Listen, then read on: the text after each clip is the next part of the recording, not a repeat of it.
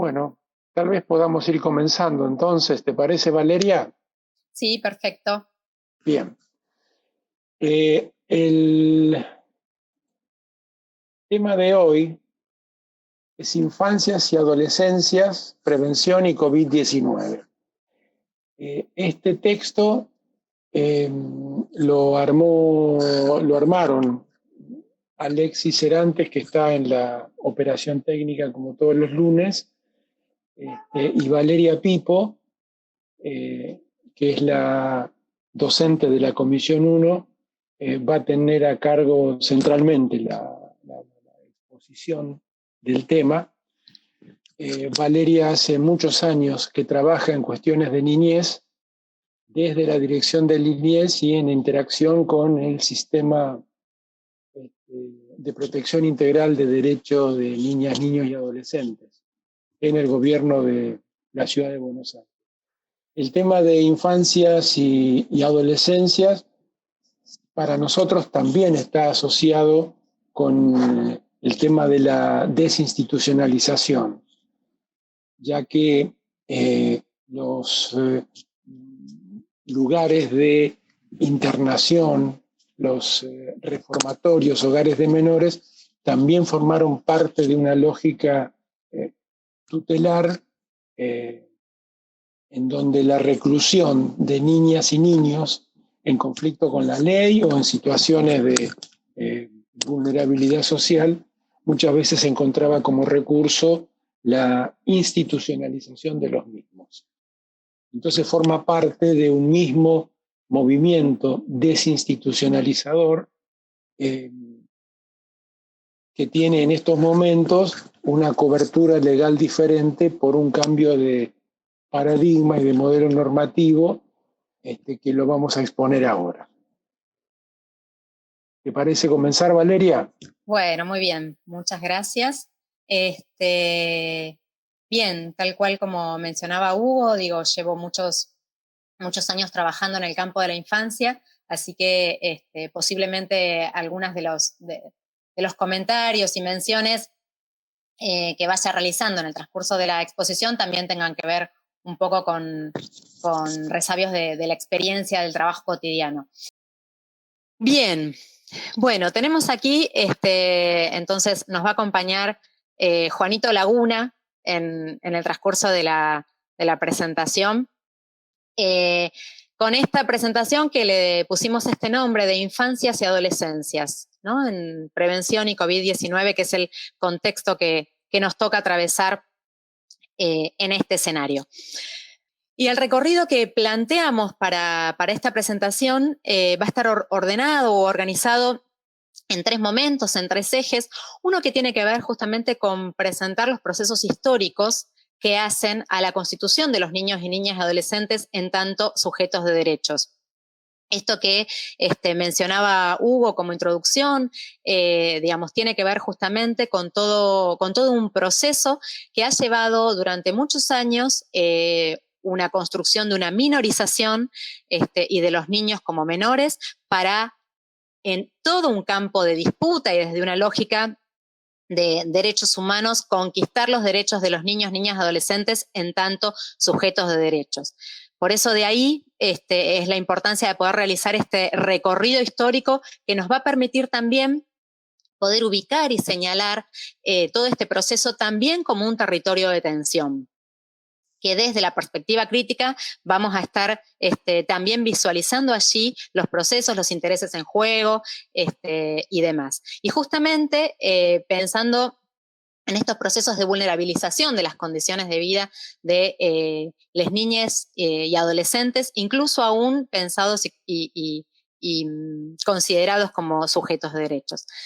A su vez, un segundo momento que buscamos introducirnos en el campo de las políticas públicas para la infancia, pensando desde la perspectiva crítica, y en este sentido, ¿sí?, recuperando algunos de los conceptos que hemos trabajado en algunos de los módulos anteriores, digamos, donde poder pensar justamente el escenario de las políticas públicas, el concepto de vulnerabilidad, las tensiones que aparecen allí, en este territorio, justamente también entre el diseño de las políticas públicas y la implementación.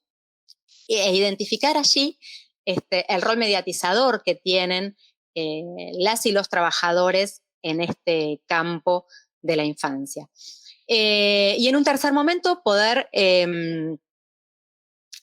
rol de mediatizadores, que ya vamos a ir avanzando, ¿no? Que no es sin padecimiento, sin conflictividad. Digo, vamos a recuperar algunos de los conceptos que también se fueron trabajando en el eje temático de trabajo.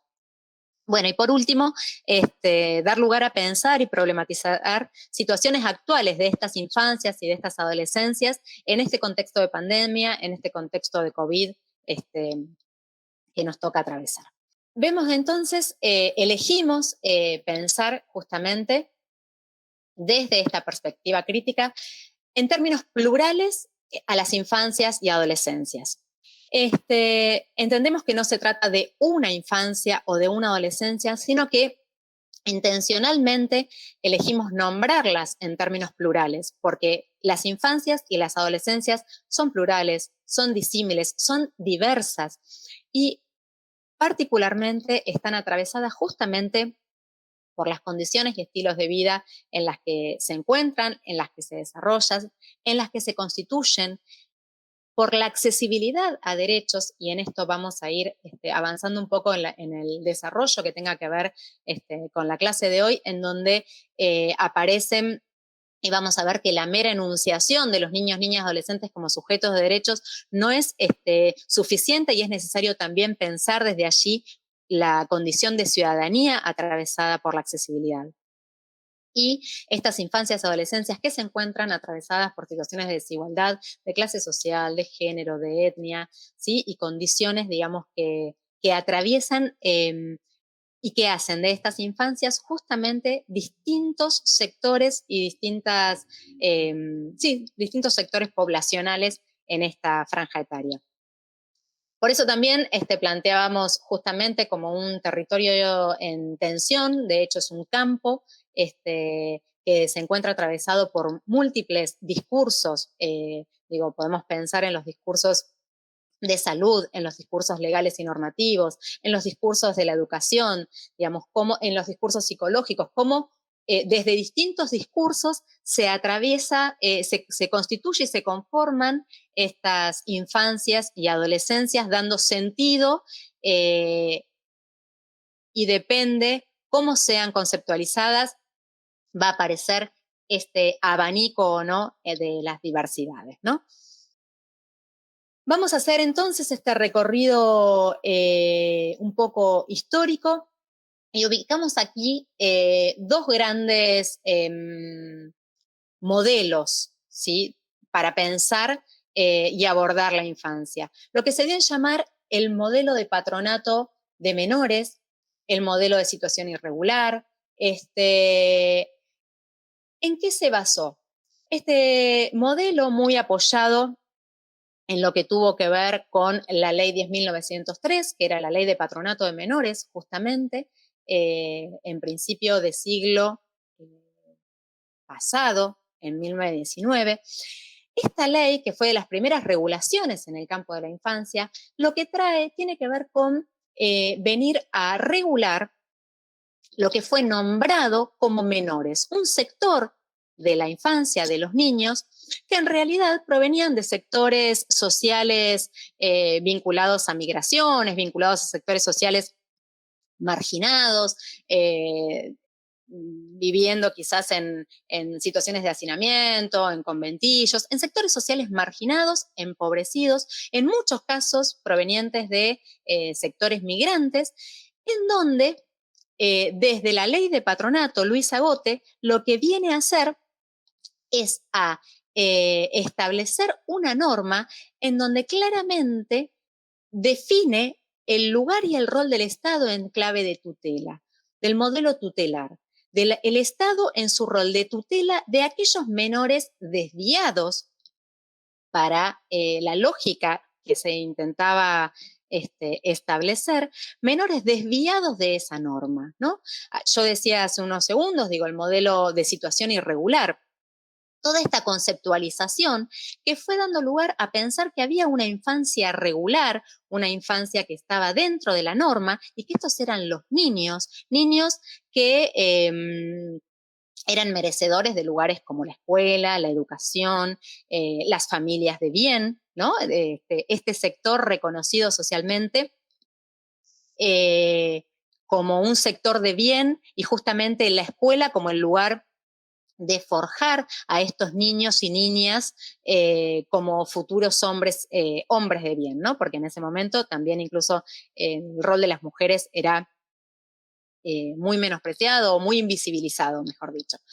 Y después nos encontrábamos con toda esta población que eran los menores, que en realidad el Estado ponía la mirada en ellos, también en clave de personas que tenían que ser educadas y socializadas, pero desde un lugar de vigilancia, desde un lugar claro del control social. Allí poníamos esta idea de ser menos que, ¿no? Toda esta conceptualización de menores se le asigna a estos chicos y a estas chicas un lugar justamente que los pone en menores que los adultos, en ser menos que los niños, en ser este lugar de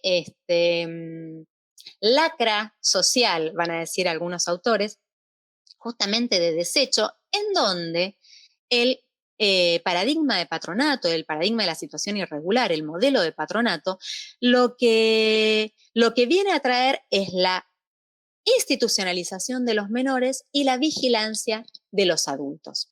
Allí vean el artículo 21, es el artículo de la ley de patronato, construyen toda esta categoría, ¿no? Dice, se entenderá por abandono material o peligro moral la incitación por los padres, tutores, guardadores a la ejecución por el menor de actos perjudiciales para la salud, la mendicidad o la vagancia, su frecuentación a sitios inmorales, el compartir con gente viciosa o de mal vivir, la venta de periódicos en espacios callejeros, ¿no? Digamos, toda esta situación, y fíjense el final, que dice, en las calles o lugares públicos, o cuando estos sitios ejerzan oficios lejos de la vigilancia de sus padres. En este sentido, justamente, todo este modelo de patronato, que si bien podemos ubicar, y ahora vamos a ir avanzando un poquito más en cuestiones temporales, pero que nos queda allá lejos y hace tiempo, en el 1919, la sanción de esta ley, en realidad preferimos pensar justamente en esta idea de modelo porque es toda una conceptualización respecto de los menores y que en esta idea de abandono material o moral justamente se está diciendo pobreza y una moral que es distinta a quien detenta el poder hegemónico, ¿no? Como decía hace unos segundos, justamente estos menores comenzaban a ser tutelados por el Estado y los adultos, ¿no? En esto que decían, los menores están haciendo acciones que están por fuera de la vigilancia de los padres, bueno, es el Estado en su lógica tutelar que comienza a ejercer la tutela, la patria potestad de estos menores por considerarlos en riesgo y comienza una lógica de vigilancia hasta la mayoría de edad de estos adultos, hasta la mayoría de edad de los menores, la vigilancia del grupo familiar. ¿Por qué? Porque considera este modelo y esta perspectiva que esos padres, esos referentes adultos, no son personas lo suficientemente morales o personas de bien que puedan llevar adelante la crianza de estos menores. Acá ustedes están viendo entonces esta idea de esta lógica, de circuitos institucionales de producción de subjetividad, en donde esta distinción que aparece entre niños y menores se construye de la mano de este corpus legal todo un circuito institucional, ¿no? Que es interesante pensar justamente el lugar y el rol que cumplen las instituciones en la producción de subjetividad y en la producción de los espacios espacios por los cuales los distintos sectores sociales van a transitar y se van a constituir, ¿no? Decíamos allá con Castoriadis al comienzo del cuatrimestre, cómo estas significaciones imaginarias sociales que se sostienen, digamos, desde el conjunto, desde el colectivo social, se traducen en los cotidianos, se bajan, se materializan a través de las instituciones y de ahí a través de los referentes más cercanos, digamos, al cachorro humano en su proceso de subjetivación. Bien, son justamente estas instituciones, en tal caso, que van a ir preparando y modelando estas subjetividades en clave de menores o en clave de niños, ¿no? En este sentido, claramente, estas instituciones, ¿cuáles eran las instituciones de los menores? Eran los institutos de menores, instituciones, como anunciaba o adelantaba Hugo en la presentación, instituciones totales. Los institutos de menores eran mega instituciones con pabellones inmensos que albergaban hasta 500, 800 chicos y chicas, donde ¿por qué instituciones totales? ¿No? En estas instituciones de control, toda la vida de los chicos transcurría allí. Allí tenían su escuela, allí tenían el médico, el pediatra, la pediatra. Allí tenían el psicólogo o la psicóloga, porque seguramente estos menores necesitaban de estas profesiones allí. Allí transcurría el espacio de juego, allí transcurría también la recepción de las visitas de sus familiares cuando les era permitido verlas. Toda la vida de estos chicos reconocidos o nominados como menores transcurría en estas instituciones totales en donde el ingreso, muy vinculados al sistema judicial, porque el ingreso de un chico, de una chica a este tipo de instituciones implicaba el contacto directo, implicaba una judicialización en una figura, valga las complejidades y los múltiples sentidos, ¿no? Que la figura legal era nombrada como protección de persona. Esta era la figura legal bajo la cual a un chico, no importaba su edad, por encontrarse en condiciones de peligro moral o material, era incluido dentro del circuito judicial, institucionalizado hasta su mayoría de edad, ¿no? Entrando en toda esta, como decía e insisto, vigilancia y tutela por parte del Estado. Bien, pasamos. Vale, sí. ¿Puedo hacer una nota al pie? Por supuesto. Porque, mira, recordé algo que, hablando de este tema, había planteado una vez Graciela en un teórico, estoy hablando del siglo pasado, porque estamos hablando acá de los circuitos institucionales de producción de subjetividad de los menores, ¿no? Es decir, de aquellos que tenían una mirada de control o de vigilancia o hasta punitiva por parte del Estado. Exacto. Pero los circuitos institucionales de producción de subjetividad también eran para los niños. Las escuelas también son circuitos institucionales de producción de subjetividad, y lo que había recordado Graciela es cómo empezaba una película, Z, que hizo un director de cine griego, Costa Gavras, un director de cine de izquierda, que empezaba con una sala a oscura donde estaban pasando diapositivas, y había una diapositiva de un viñedo, y una voz en off decía, bueno, la vid necesita 3 sulfatadas, 3 aplicaciones con sulfato. Una en tal momento del año, otra en tal momento y otra en tal momento, porque eso previene que tengan virus, hongos o algún tipo de plaga de insectos que la perjudiquen. Nosotros, con la población, tenemos una primer sulfatada, que es la escuela primaria, decía, una segunda sulfatada, que es cuando llegan al liceo, que era la secundaria, y si todavía allí no conseguimos corregir algún díscolo, el servicio militar obligatorio es la tercer sulfatada, ¿no? Que nos permite encarrilar a toda la población. se prende la luz y era un general que estaba dando una exposición a gente del Ministerio de Educación, justamente. Lo señalo esto para no perder de vista que los circuitos de producción de subjetividad abarcan a todos. Vamos a poner el énfasis en aquellos que consideran menores objeto de tutela a una determinada y particular población, como dijiste vos, Valeria. ¿Sí? Quería señalar esto para no perderlo de vista. Sí, fantástico. Incluso, digo, cuántas veces también nos encontramos en el marco de la materia pensando a la institución que nos encuentra en este momento, que es nuestra Facultad de Psicología, ¿no? Y como también en esta producción de subjetividad, también es una producción de profesionales, de estilos, de perfiles, que muchas veces, bueno, justamente se constituye en terreno de disputa y terreno de tensión. Sí, fantástico. Exacto. Fantástico. Sí, sí. Bien, acá entonces en este esquema, en esto que planteábamos, digamos, en términos de modelos de pensar y de atender y de trabajar con la infancia,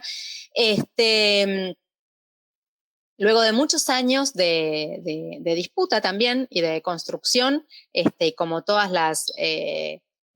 los derechos que han sido conquistados por sectores, digo, nadie nos dio nunca nada, sino todos nuestros derechos han sido producto de conquistas sociales. Nos encontramos con poder, con un montón de organizaciones, de sectores sociales y demás, en la lucha, digamos, por los derechos de los niños, niñas y adolescentes, ¿no? Que me gusta recordar que en aquellos años los primeros pasos en la lucha por los derechos de los chicos y de las chicas se dio en clave de los derechos humanos de los niños, ¿no?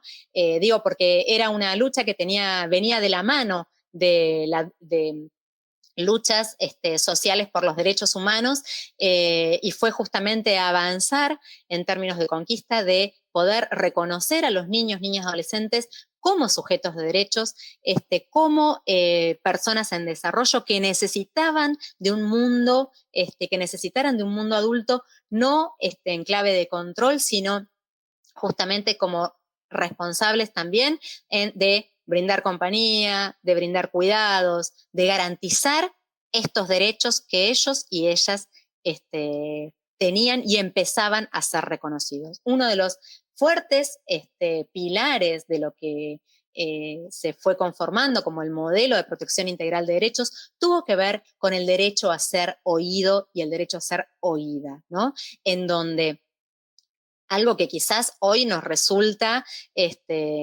casi como impensable, ¿no? Pero justamente se venía de una fuerte herencia y de años de recorrido en donde la tutela del Estado no consideraba de ningún modo lo que los menores tenían para decir respecto de sí mismos y de sus propias vidas, ¿no? Con lo cual, el derecho a ser oído de niños, niñas, adolescentes fue toda una disputa y una conquista, y de la mano de estas conquistas, que avanzamos un poquito más, se tradujeron en expresiones legales, tuvo que ver también toda una conquista en clave de sentidos, en clave de prácticas y en clave de instituciones, ¿no? Digo, o sea, las normativas, no solo en términos de una ley muerta, sino una ley que a partir de eso también iba de la mano y se constituye justamente desde esta mirada compleja y en una multiplicidad de dimensiones, sentidos asignados a los niños, a las niñas, a los adolescentes, prácticas diferentes y en clave de derechos, instituciones en clave de derechos. Allí entonces, bueno, vemos cómo en el 89 se firma la Convención Internacional de los Derechos del Niño, todavía se mencionaba así, a la cual adhiere nuestro país. Es en el 94 en donde la Convención es incorporada al texto de la Constitución Nacional con la reforma de la Constitución.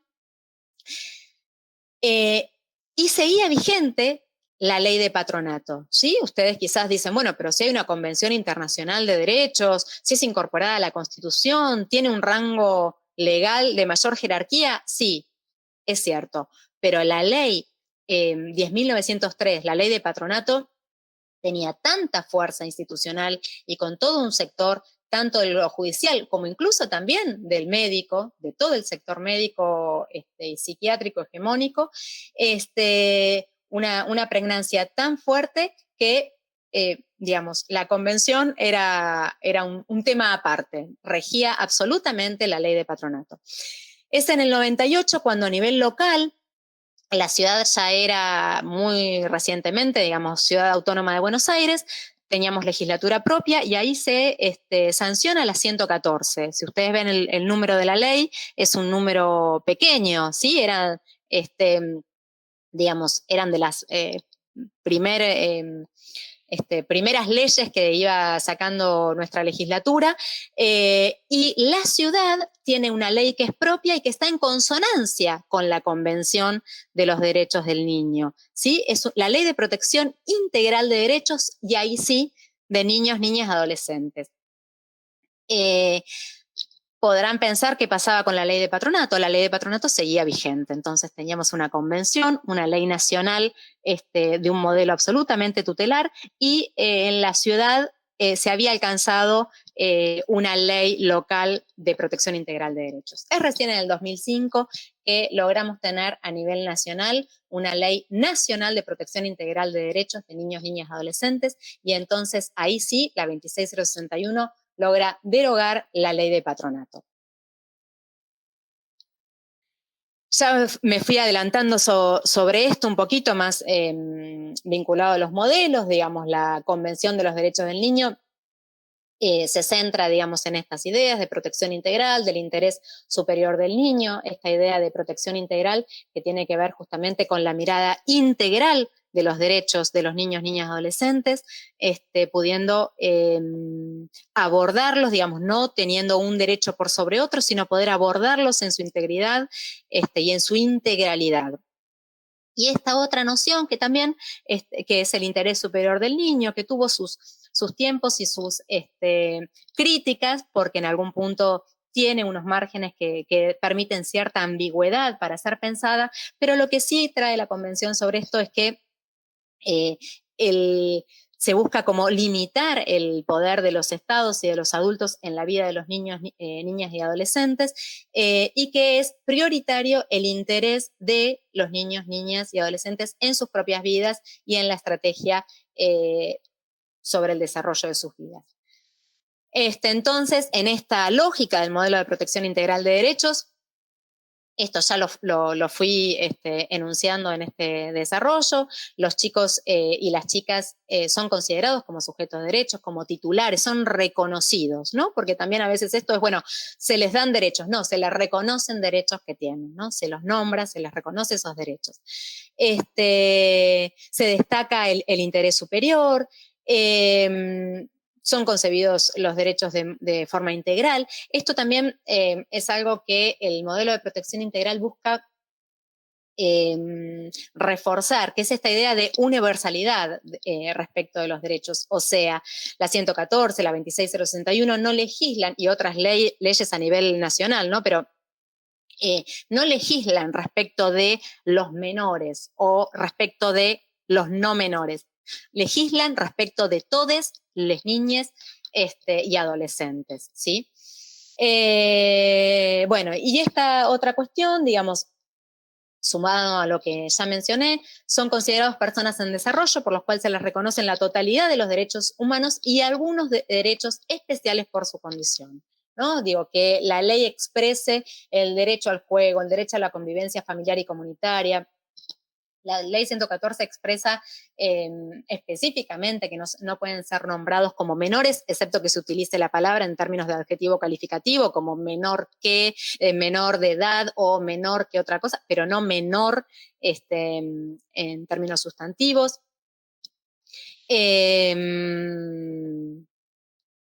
Digo, el derecho a la identidad, el derecho al respeto por su integridad física y sexual, digo, o sea, reconociendo temas y problemáticas que los niños, las niñas ya venían padeciendo, ¿no?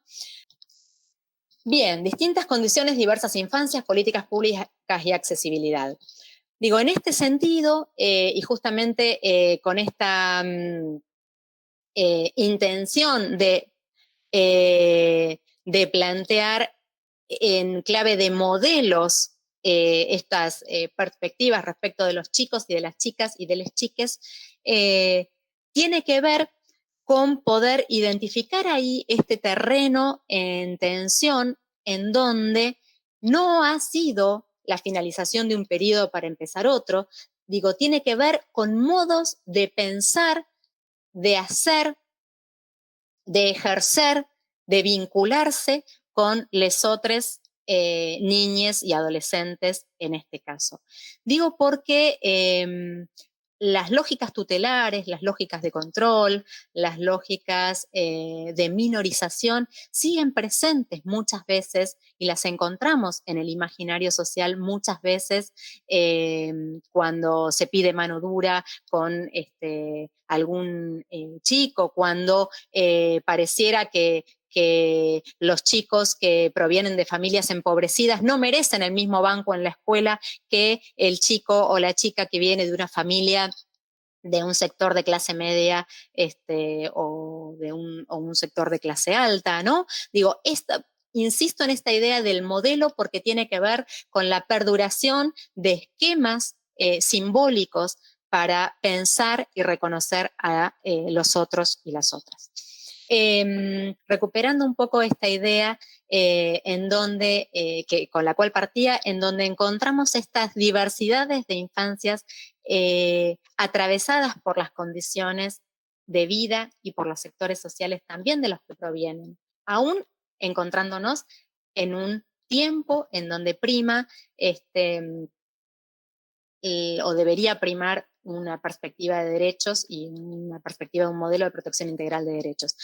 Allí entonces recuperamos un poco este concepto de vulnerabilidad con el que, digo, trabajamos hace muy poquito, y esta idea justamente en donde estos autores piensan a la vulnerabilidad justamente como en un conjunto de aspectos no solo individuales, sino también colectivos, ¿no? Que se venía de pensar justamente en los aspectos individuales de la vulnerabilidad. Entonces, hacen hincapié en este lugar de lo colectivo, de lo contextual. Airés trabajaba también en esta idea de pensar la vulnerabilidad en sus componentes singulares, colectivos y programáticos, ¿no? Digo, que tiene que ver mucho con esta idea y esta perspectiva que vamos a desarrollar ahora, que vincula estos procesos de vulnerabilización, estas situaciones de vulnerabilidad con una perspectiva con una mirada compleja respecto de la categoría de ciudadanía, ¿no? Poder tener una mirada compleja de estos derechos que decimos que están enunciados y reconocidos en los chicos. Entonces, decíamos que estos aspectos individuales y colectivos de algún modo plantean estos autores trabajaban en relación a una enfermedad, entonces decían, bueno, estos riesgos de infección, ¿no? Y de enfermedad, pero también esta situación, con permiso de los autores, voy a hablar de estos procesos de vulnerabilización, nos plantean justamente mayor o menor posibilidad de recursos para protegerse y para defenderse ante situaciones, en tal caso de enfermedad y que atenten contra la salud. Esta idea de vulnerabilidad la vamos a llevar un poquito más para pensar entonces, hilvanando algunos de los conceptos que fuimos trabajando en los módulos anteriores,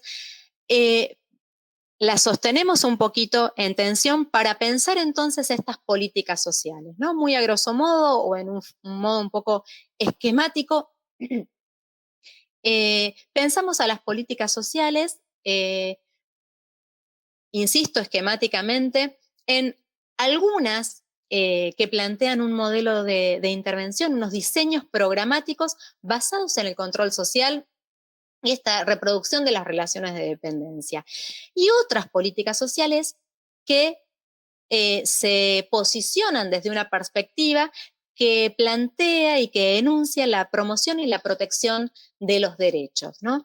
En este esquema, muy a grosso modo, ¿no? Porque ustedes dirán, bueno, no, hay un montón de matices en el medio, o sí, es cierto, es solo una cuestión quizás más en términos de lo pedagógico. ¿Cómo pensamos y empezamos a pensar estas políticas sociales que necesitamos pensar desde nuestra perspectiva crítica, su orientación, cómo concibe, piensa y nomina a ese otra destinatario de la política social?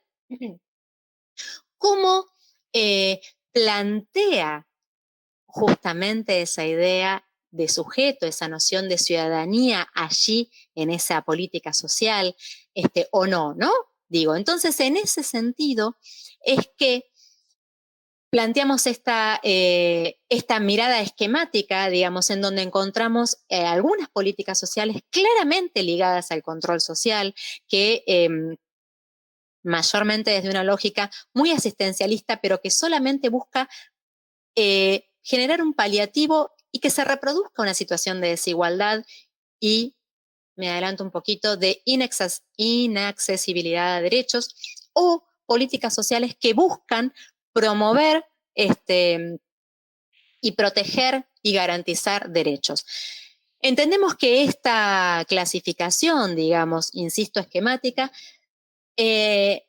expresa distintos modelos de Estado, ¿no? Digo, aún dentro de lo que tiene que ver con el sistema capitalista, nos encontramos con distintos modelos de Estados que diseñarán distintos modelos de políticas públicas y de políticas sociales,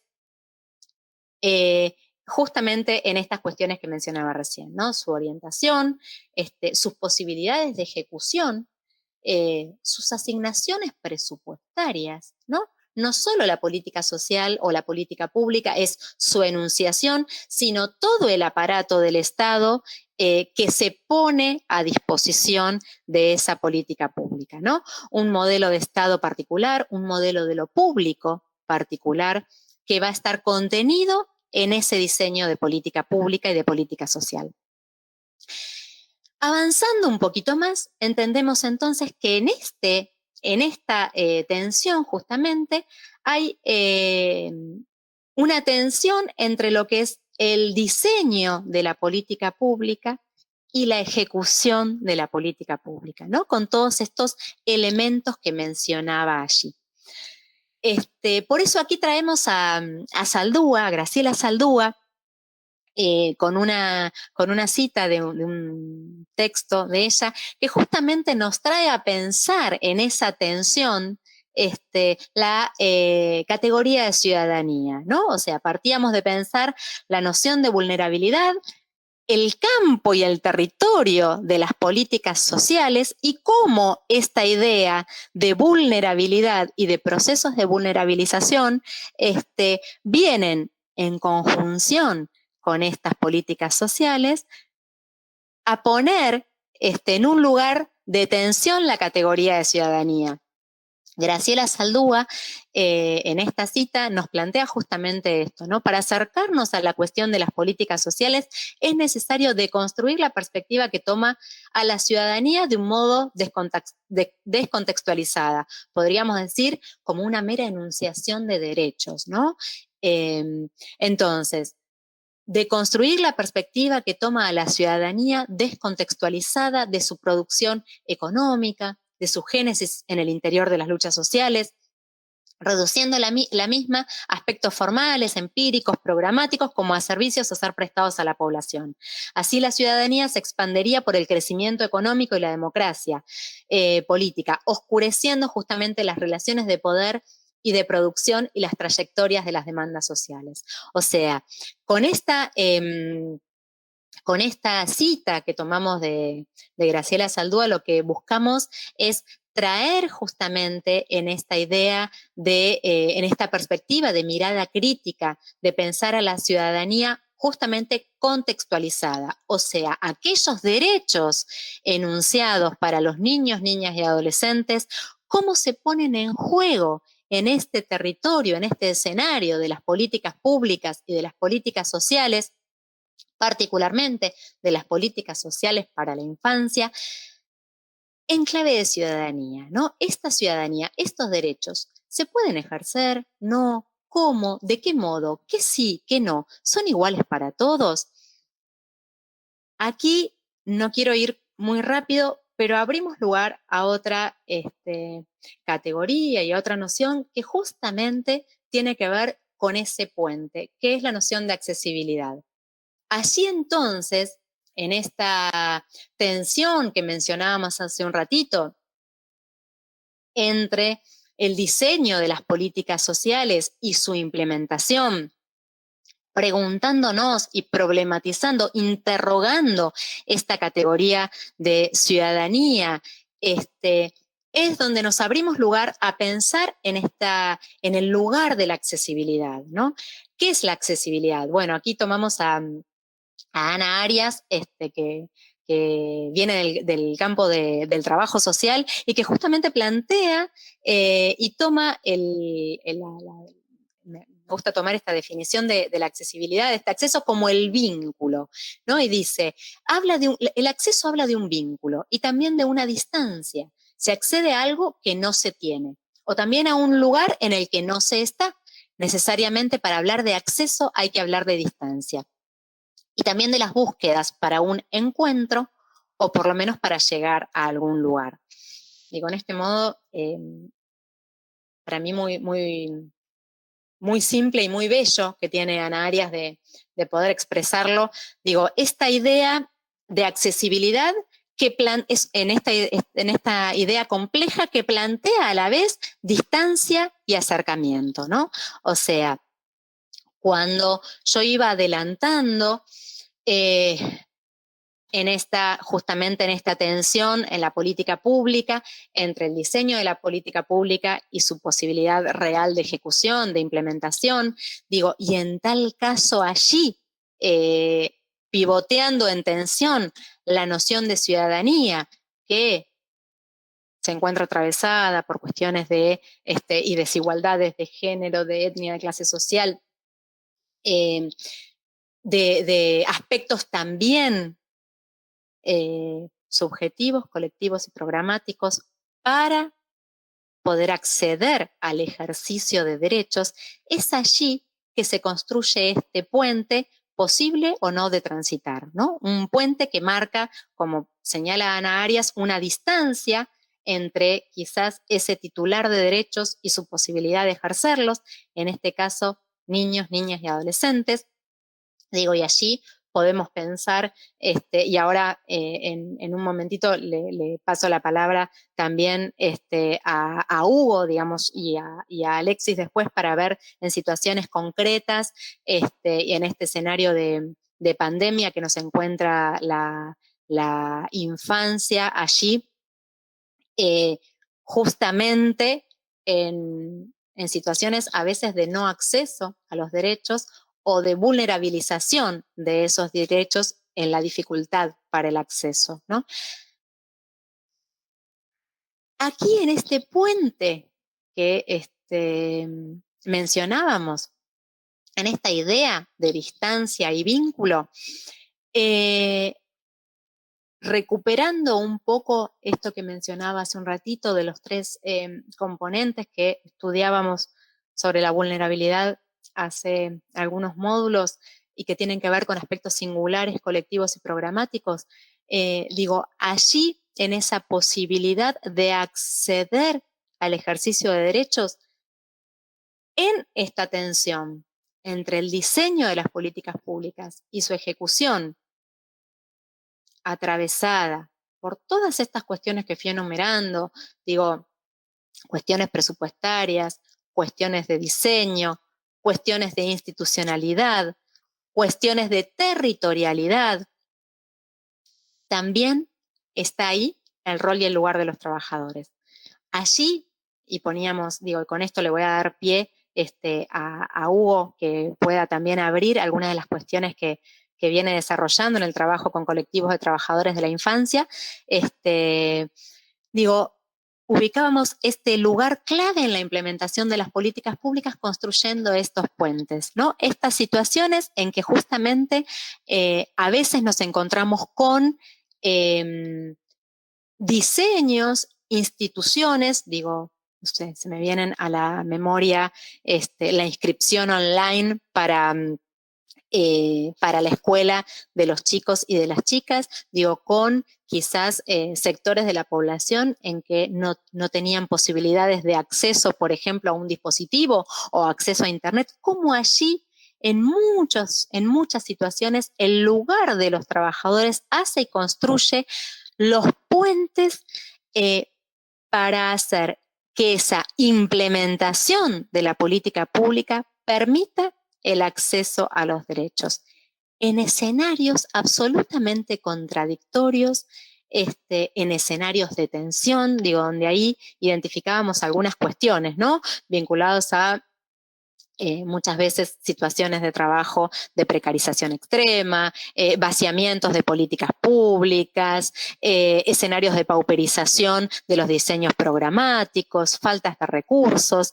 y allí este lugar clave que en muchos casos, digamos, encontramos a jugar de las y los trabajadores. Bueno, aquí le paso la palabra a Hugo, para abrir un poquito algo del trabajo que se viene haciendo o las cuestiones a desarrollar con colectivos de trabajadores de la infancia, y luego entonces Alexis a ver algunas de las situaciones que nos toca hoy día en esta vulnerabilización también de derechos y de las infancias y adolescencias en el escenario de pandemia.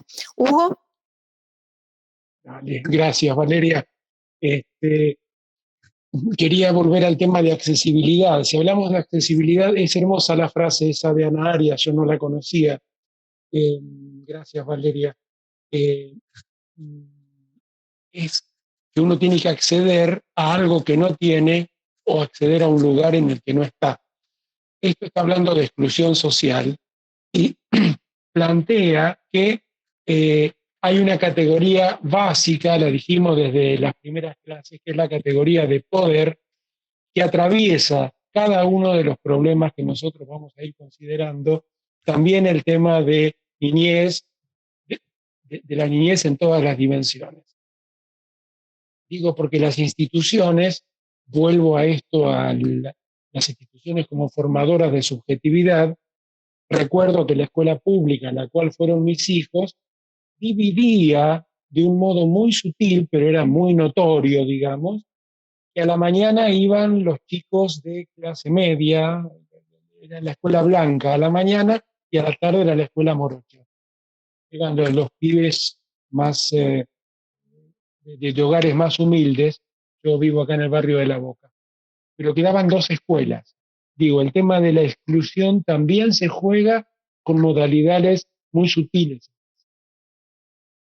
En cuanto al trabajo con niñez, lo que Valeria me invita a comentar es un trabajo que estamos haciendo desde por un lado lo está haciendo el equipo de investigación del UBASIT de la cátedra, y por otro, la intervención la estamos haciendo desde el programa de extensión con trabajadoras del Sistema Integral de Protección de Derechos, de Defensorías Zonales. Digo trabajadoras porque es un trabajo feminizado. En tres defensorías que estuvimos, que en total había 45 profesionales, 41, 42 eran mujeres. ¿Y por qué digo lo del poder? Porque cuando hay un sistema que funciona estructuralmente, excluyendo a amplias mayorías de la población, el trabajo de inclusión pone a muchas trabajadoras y trabajadores en un lugar de bisagra muy difícil de sostener, porque como una propia trabajadora nos decía, este, si el sistema funcionara, nosotros no tendríamos razón de existir. Si hubiera vacantes para los chicos en las escuelas, nosotros no tendríamos que estar acá gestionando vacantes. Entonces, antes le llamábamos a gente que estaba en la primera línea, poniendo la cara frente a esta población excluida, tratando de eh, no se vulneren derechos en ese grupo poblacional, en ese sector poblacional, sin tener los recursos necesarios como para que eso pueda ser garantizado efectivamente. Nosotros estamos interviniendo en defensorías de la zona sur de la ciudad de Buenos Aires, que es la zona con población más empobrecida de la ciudad más rica de la Argentina, de la ciudad de Buenos Aires. Y la población que es asistida, que es atendida en estas defensorías zonales, son dispositivos que atienden todas las situaciones donde están vulnerados derechos de niñas, niños y adolescentes. En todas las situaciones la pobreza juega un factor fundante, porque hay problemas habitacionales, porque hay problemas de trabajo, porque hay problemas de organización eh, vincular y afectiva, porque hay problemas de salud, porque hay problemas de asistencia a la escuela, eh, porque hay familias compuestas, familias ensambladas y ensambladas a veces en condiciones de mucha precariedad emocional. Entonces, en ese escenario de pauperización, intentar sostener o garantizar derechos es un trabajo que desgasta de una manera extrema a las y los profesionales.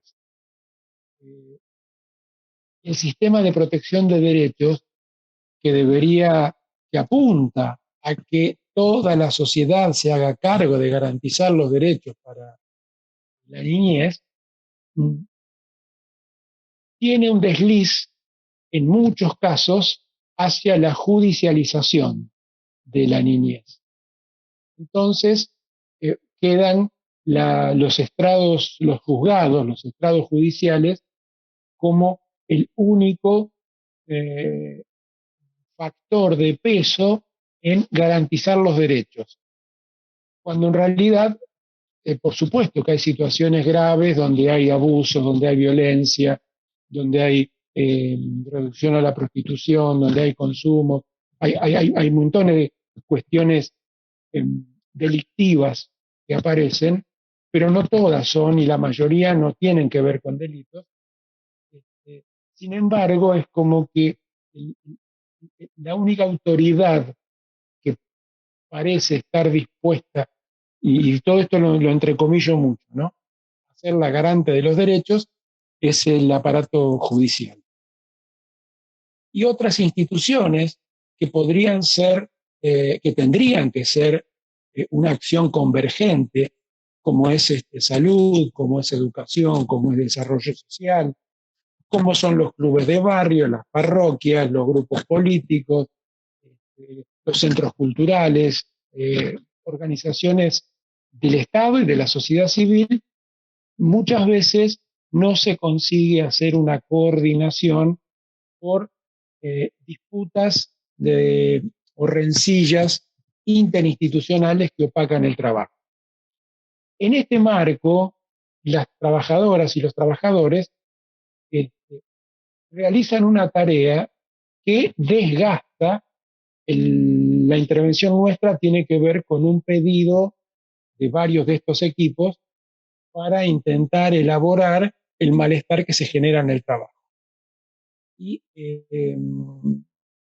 junto con eso que estábamos haciendo reuniones mensuales, donde lo que se pretendía era justamente abrir un espacio en el cual se pudieran tomar las situaciones generadas en el trabajo, hacer de eso una apropiación de la propia experiencia, es decir, capitalizar a aquellos que en su trabajo habían aprendido y entendido cómo hacer y compartirlo, y a la vez generar una posibilidad de elaboración de cierto malestar.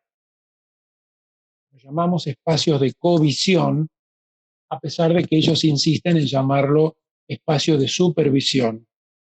Y en algunos casos ese es el grupo de terapia, ¿no?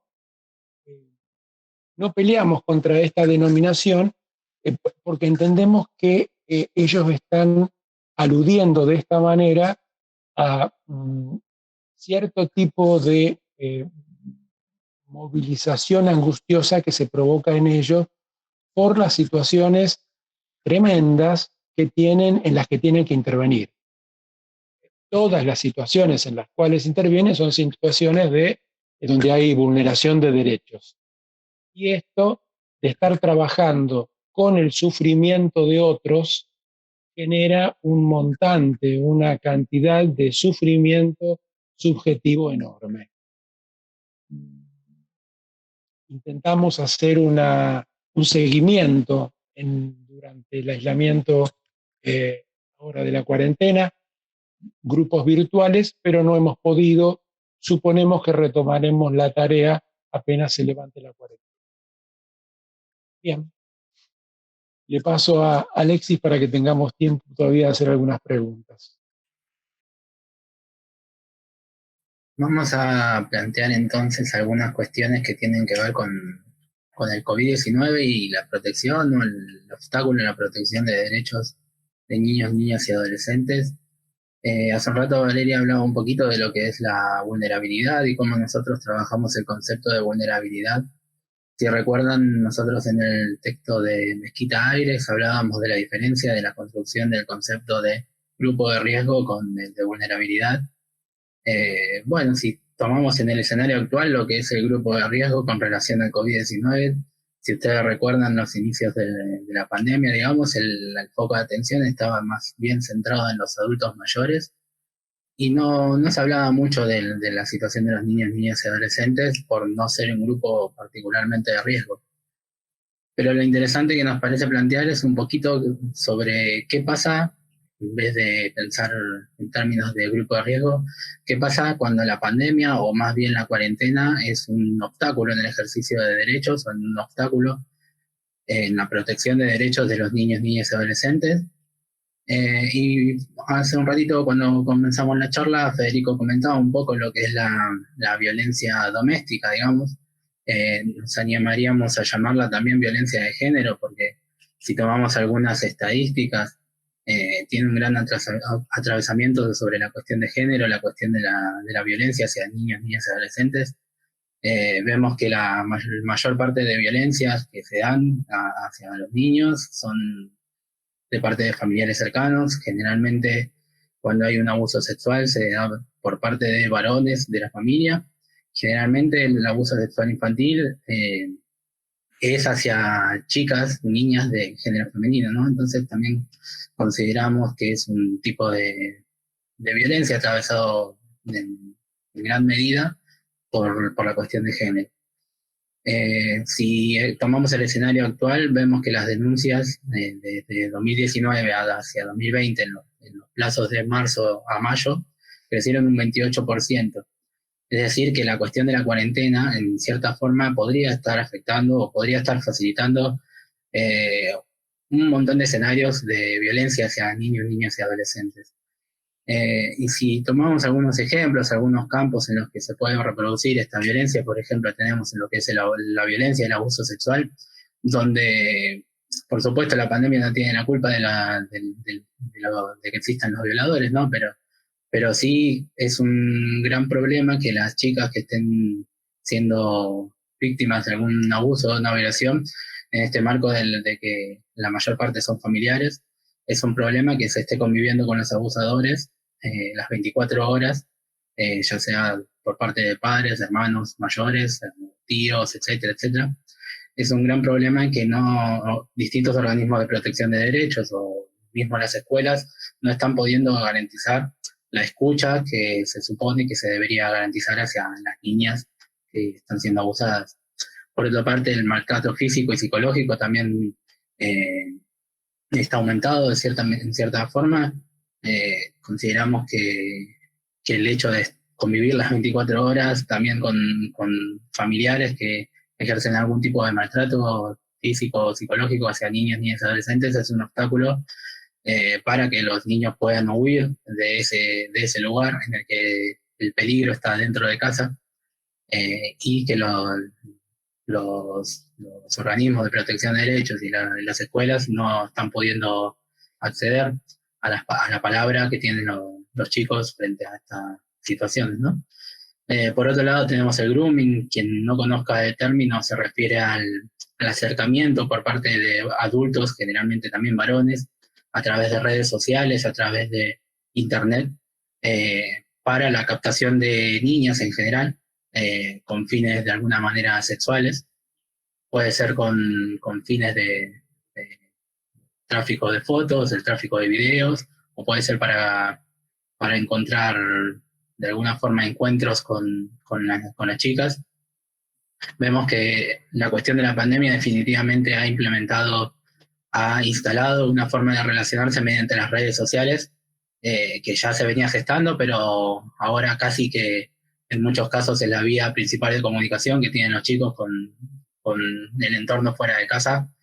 Y en este sentido el grooming es un fenómeno que se tiene que de alguna manera visibilizar, porque por un lado está la brecha tecnológica en la que quizás muchos familiares no conocen las formas de socialización que tienen los chicos en la actualidad, y por otro lado por la poca mediación que tienen las redes sociales para evitar que los adultos se acerquen a las niñas y niños a través de perfiles falsos o perfiles o páginas de captación.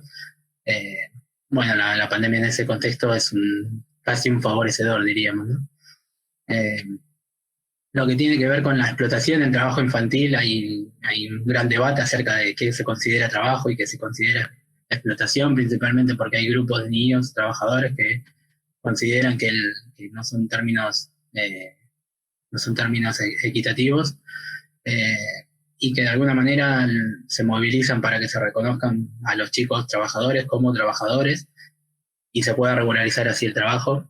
Pero de todas maneras pensamos que distintos organismos internacionales también están planteando que a través de las crisis económicas que estamos viviendo y que se van a vivir, la explotación infantil se va a incrementar en gran medida por las dificultades económicas que tienen las familias para garantizar el acceso a condiciones mínimas de supervivencia de todos los miembros. Bueno, por otro lado, lo que estuvimos comentando un poquito, lo que estuvo comentando Valeria, lo que estuvo comentando Hugo, la exclusión social y la falta de acceso a organismos públicos también es un gran problema, es una forma de violencia quizás más estructural, más que interpersonal.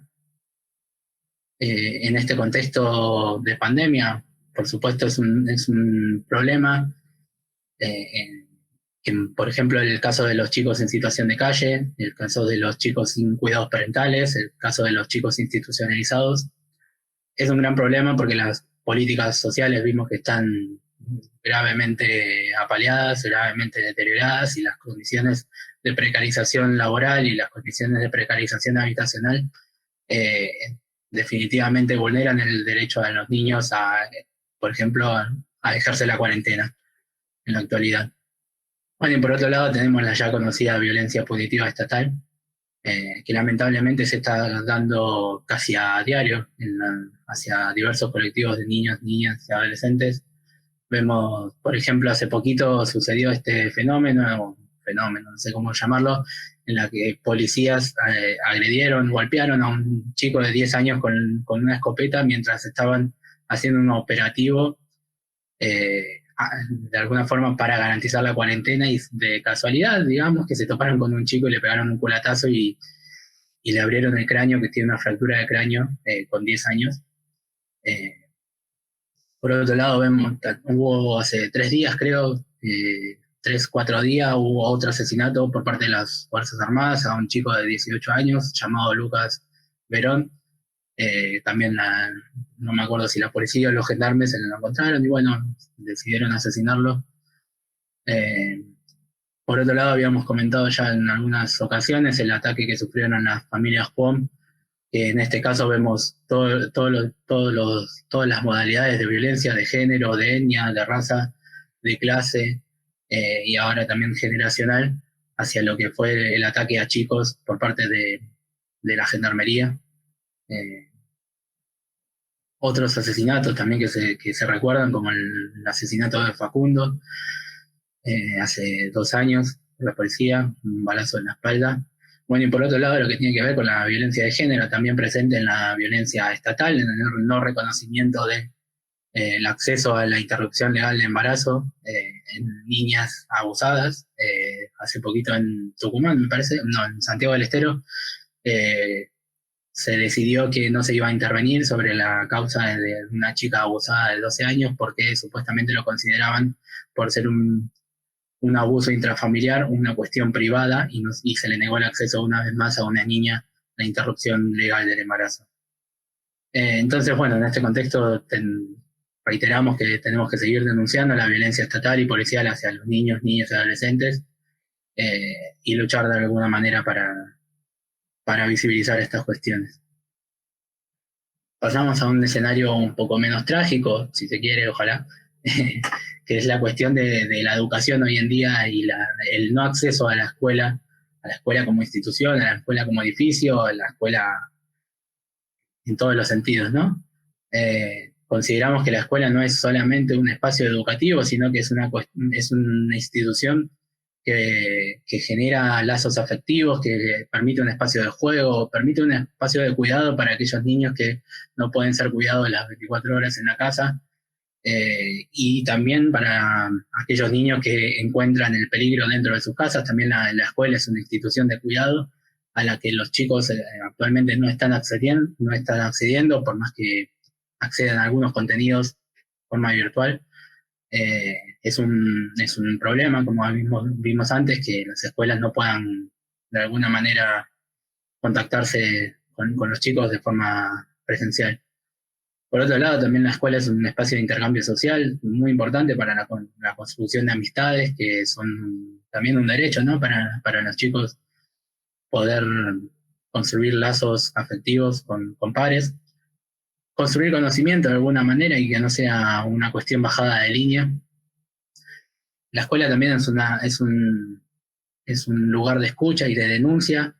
A pesar de todas las críticas que le podemos hacer al sistema educativo, también es una institución que no podemos negar que cerca del 80% de las denuncias que hicieron los chicos o de que reconocieron los chicos como abusos sexuales se dieron luego de clases de educación sexual integral.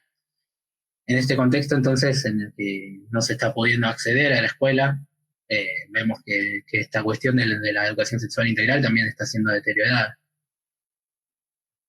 Entonces pensamos si existe o no una continuidad pedagógica a través de la virtualidad, y cómo se juegan distintas desigualdades que ya se venían jugando hace tiempo, pero que también se ponen de manifiesto en esta cuestión de la virtualidad, lo que tiene que ver que la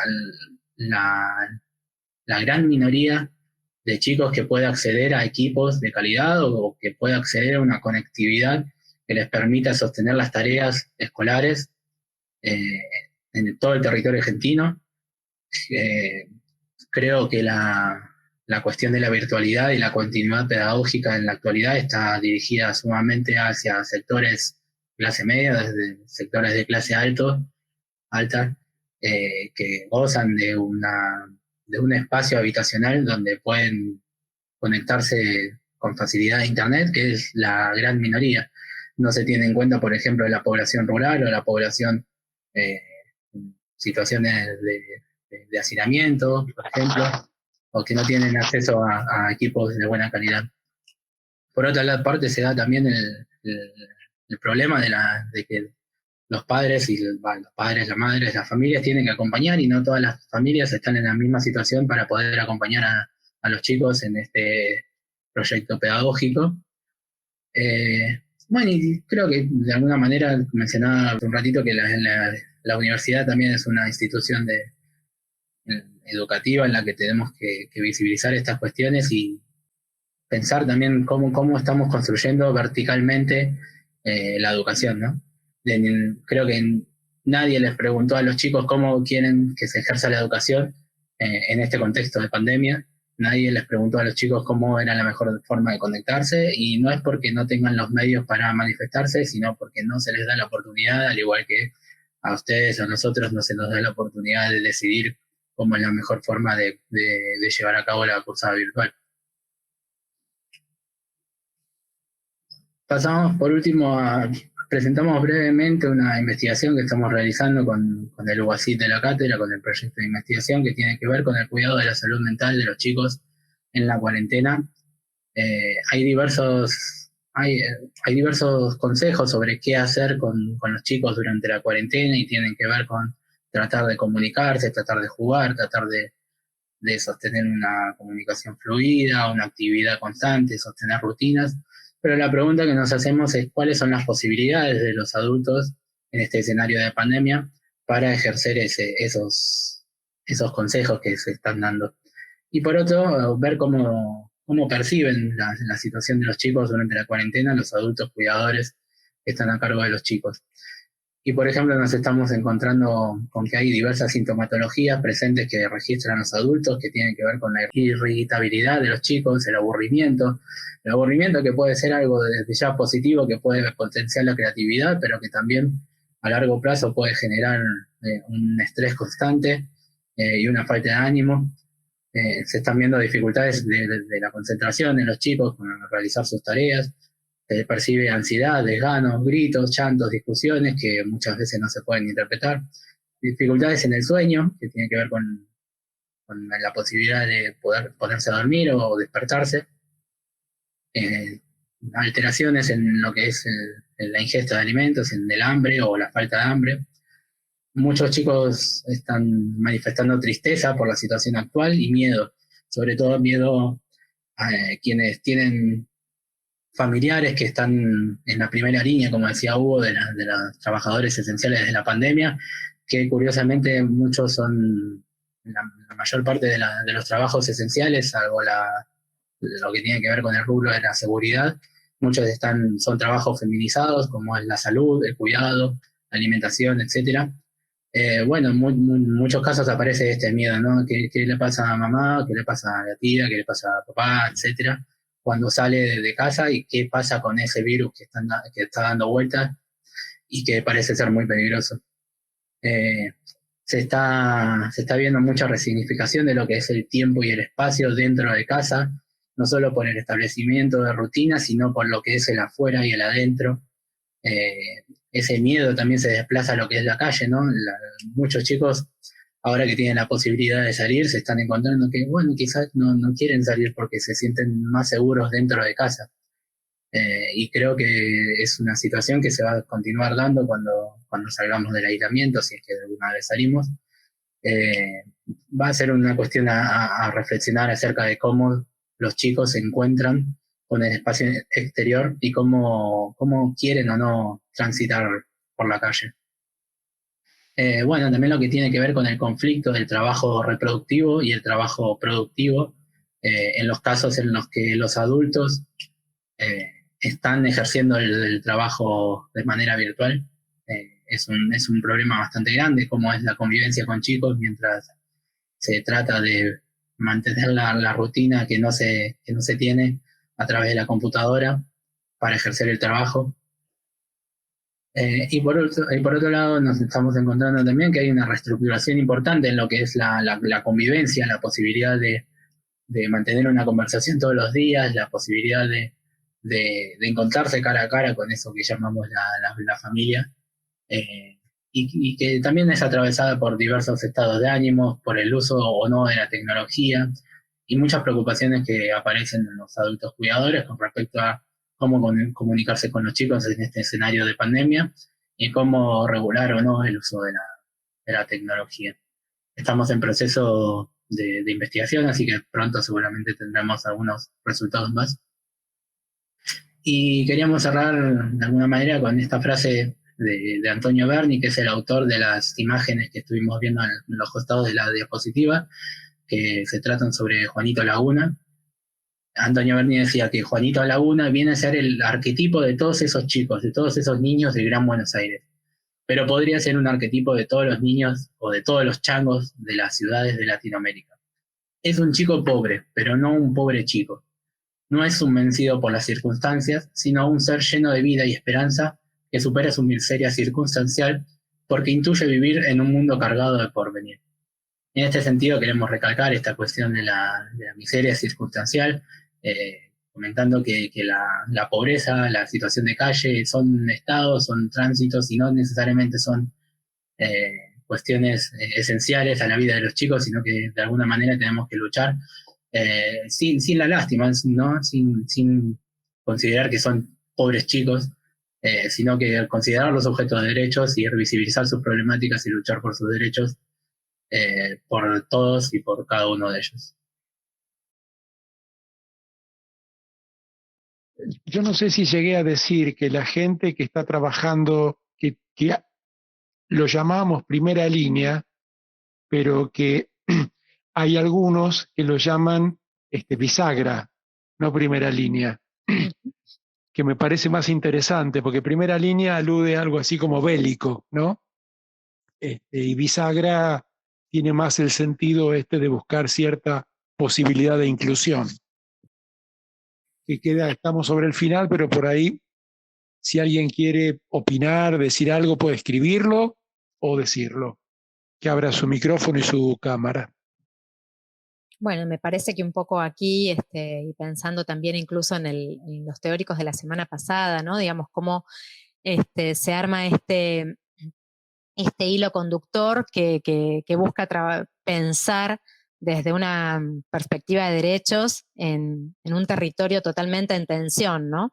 En tensión, en disputa, donde se entrecruzan todas estas dimensiones de prácticas, de sentidos, que bueno, que quizás en algún tiempo nos encuentre a todos trabajando en escenarios también similares. Pensaba en esto último también que mencionaba Alexis a propósito de la encuesta, y que es todo un tema de interrogante, ¿no? La construcción del otro, de la otra, representado en el afuera y representado en los otros, ¿no?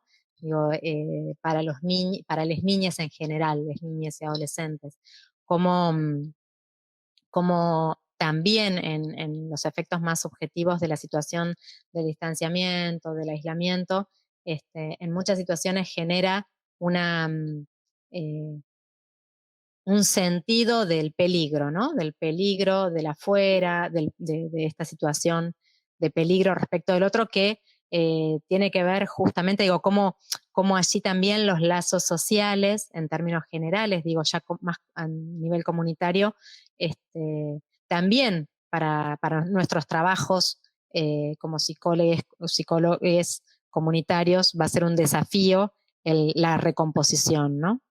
Aquí hay una intervención. Alejandra Iglesias, me quedo soñando la frase de chico pobre y no pobre chico. Es tan difícil la representación para el niño de pobre chico y tan estigmatizante. Sonando, bien. Sí, que me parece que también tiene que ver con una cuestión de lejanía, de la imposibilidad de representarse al niño como un otro que puede tener los mismos sentimientos que nosotros. Y se representa así de alguna manera una distancia que lo pone como el pobrecito en vez de un otro al que hay que garantizarle sus derechos.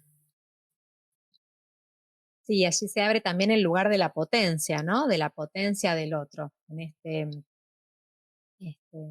esto que rescata Alejandra,